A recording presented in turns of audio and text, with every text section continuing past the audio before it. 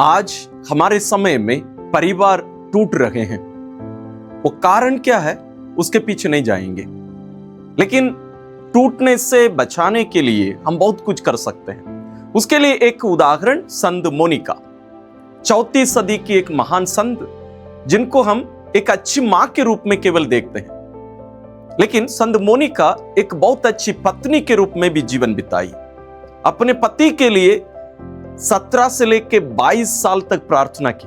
Just कल्पना करके देखिए, एक ही उद्देश्य के लिए आप 22 साल प्रार्थना कर रहे हैं। और संत मोनिका का पति पैट्रिसियस की मृत्यु के जस्ट 2-3 साल पहले ही उसका मन परिवर्तन होता है और प्रभु यीशु को अपने मुक्तिदाता के रूप में स्वीकार करता है। आज इस वीडियो में हम इन बातों पर थोड़ा सा विचार करेंगे, ताकि आपके जीवन में, हमारे जीवन में हम संत मोनिका से कैसे अपने परिवारों को बचाने के लिए हम सीख सकते हैं, विशेष रूप से पति पत्नी के बीच के संबंध को। सबसे पहले हमें इस बात को ध्यान में रखने की जरूरत है, संत मोनिका की शादी एक गैर क्रिस्तीय परिवार में हुई और उसका पति का नाम था पैट्रिसियस, जो कि एक रोमन एम्प्लॉय था। इनका घर असली में नॉर्दर्न अफ्रीका में था। ये अफ्रीका के लोग थे, नॉर्दर्न अफ्रीका। उनकी शादी के बाद हम देखते हैं उनके परिवार में बहुत ज्यादा उथल पुथल, क्योंकि पैट्रिसियस एक रोमन अधिकारी होने के नाते घर में ज्यादा रहते नहीं थे, बाहर ज्यादा रहते थे काम के कारण। और इनका अन्य महिलाओं के साथ में भी एक्स्ट्रा मैरिटल अफेयर हुआ करते थे। और इनकी जो सासू माँ है वो और खतरनाक थी। और हम जानते हैं संत अगस्तीन के बारे में, पगलौटा बेटा, और भी उनके और एक बेटा और एक बेटी भी थी। लेकिन इन तीनों के साथ ये बहुत बड़े एक संघर्ष में थी, सासू माँ, पति, पगलौटा बेटा। तो पगलौटे बेटे के बारे में वो पहले ज्यादा चिंतित नहीं थी, उनकी चिंता सासू माँ और पति के बारे में। वो पति के लिए प्रार्थना करना शुरू की। जैसे मैंने कहा, 17 से 22 साल कहा जाता है इन दोनों के लिए, अपनी सासू माँ और अपने पति के लिए इतने वर्षों तक प्रार्थना करती रही, संघर्ष करती रही। बहुत मायने रखता है एक उद्देश्य के लिए, एक मतलब के लिए इतने वर्ष तक बने रहना। प्रार्थना की शक्ति उसी में है। हमारे परिवारों में इस प्रकार की जब एक परिस्थिति आती है, तो हम ये कोशिश करते हैं कि सामने वाले व्यक्ति के पास जाके उनको सुझाव देने लगते हैं, एडवाइस देने लगते हैं, उनको सुधारने की कोशिश करते हैं, डांटते हैं, रोते हैं। लेकिन संत मोनिका इस रास्ते को नहीं अपनाई। संत मोनिका संत पेत्रुस अपना पहला पत्र अध्याय 3 पद संख्या 1 से 4 में जो संदेश देते हैं, सुझाव देते हैं, उसको अपनाती है। वे क्या कहते हैं? पत्नियों, आप अपने पतियों के अधीन रहें। यदि उनमें कुछ व्यक्ति अब तक सुसमाचार स्वीकार नहीं करते, तो वे आपका श्रद्धापूर्ण तथा पवित्र जीवन देखकर शब्दों के कारण नहीं, बल्कि अपनी पत्नियों के आचरण के कारण विश्वास की ओर आकर्षित हो जाएंगे। आज केवल गैर क्रिस्तीय लोग केवल नहीं, हमारे कैथोलिक जो भाई लोग हैं, जो पिता लोग हैं, मैंने देखा है बहुत कम ईश्वर पर विश्वास करते हैं। जरूर वे क्रिसमस में आएंगे, ईस्टर में आएंगे, पत्नियों का कोई विरोध नहीं करते प्रार्थना करने से, वो सब नहीं, लेकिन विश्वास नहीं करते। तो इस समय हम लोग अधिकतर क्या करते हैं? हम उनको डांटते हैं, रोते हैं, बोलते रहते हैं बार बार। नहीं, संत पेत्रुस कहते हैं शब्दों के कारण नहीं, बल्कि अपनी पत्नियों के आचरण के कारण विश्वास की ओर आकर्षित हो जाएंगे। विश्वास की ओर आकर्षित होंगे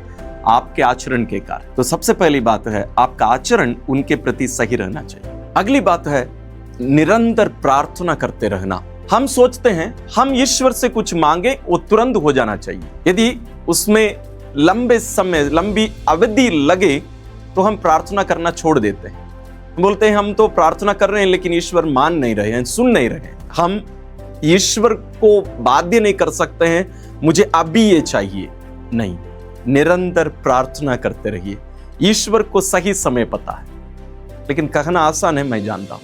अगला कार्य जिसको आपको करने की जरूरत है वो है, जब आपका पति आपके घर आए, आपके साथ रहे, आप खुश रहिए, रोते मत रहिए। परिस्थिति कुछ भी रहे, मैं समझ रहा हूं आप बोलेंगे कि फादर परिस्थिति ऐसी रहती है, हम कैसे खुश रहेंगे। खुश रहिए। क्यों खुश रहने के लिए कह रहा हूं? क्योंकि आप ईश्वर पर विश्वास करते हैं। जो विश्वास करता है वो चिंता नहीं करता है। जो विश्वास करता है वो चिंता नहीं करता है। अगला एक कार्य जिसको हमें करने की जरूरत है वो है, आप जो कुछ करते हैं उसको प्रार्थना में परिवर्तित करिए, कन्वर्ट करिए। कैसे? जैसे आप घर में कपड़ा धोती होंगी, साफ सफाई करती होंगी, काम करती होंगी, और भी आपके जीवन में जो भी चिंताएं, समस्याएं हैं, जैसे आपके शरीर की जो दर्द है, परेशानी है, सबको आप प्रार्थना बनाइए।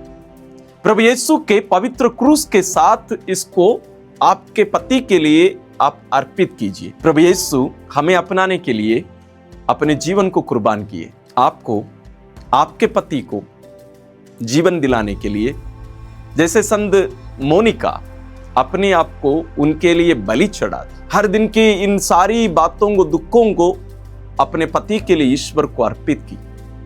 अर्पित करके देखिए, संत मोनिका केवल हमारे लिए मध्यस्थ नहीं है, हमारे लिए आदर्श है। 34 सदी की वो बूढ़ी मां आज भी आपके लिए आदर्श बन सकती हैं यदि आप उनको अपनी सहेली, अपनी बहन बना देंगी तो। कलीसिया हमें सिखाती है, संत ऐसे नहीं जो कुछ साल पहले रहे और मरकर चले गए, बल्कि संत वे हैं जो हमारे साथ रहते हैं। आज भी संत मोनिका आपके घर में आपके साथ रहकर आपको मार्गदर्शन दे सकती हैं यदि आप चाहेंगे तो। यदि आप बुलाएंगे तो संत मोनिका आपके घर में आपके साथ आपके परिवार को संभालने में आपकी मदद कर सकती है। तो संत मोनिका को बुलाइएगा, साथ में निरंतर प्रार्थना करते रहिए, हार मत मानिए। संत मोनिका उनके पति की मृत्यु के पहले उनके मन परिवर्तन के लिए जैसे वो प्रार्थना की, अपने आप को बलि स्वरूप चढ़ाई, ईश्वर उनकी प्रार्थना सुने और उनके पति को स्वर्ग में स्थान दिए। पारी आपकी है। आपकी शादी को, आपके विवाह को बचाने की जिम्मेदारी आपकी है। अब मुझे बोल सकते हैं, फादर फिर पति क्या करेंगे? यदि आप पति इसको सुन रहे हैं, यदि आपकी पत्नी इस प्रकार की जीवन जी रही है, आप संत मोनिका के स्थान ले लीजिए और अपने परिवार को बचाइए। क्योंकि मां मरियम पिछली सदी में जहां कहीं भी दर्शन दी, उन्होंने कहा शैतान आने वाले समय में परिवारों पर प्रहार करने वाला है, अटैक करने वाला है। हमें हमारे परिवारों को बचाने की जरूरत है। अब जिम्मेदारी आपकी है, दूसरी एक मोनिका बनने की। ईश्वर आपके परिवार को संभाले और आपको अनुग्रह और आशीष प्रदान करे।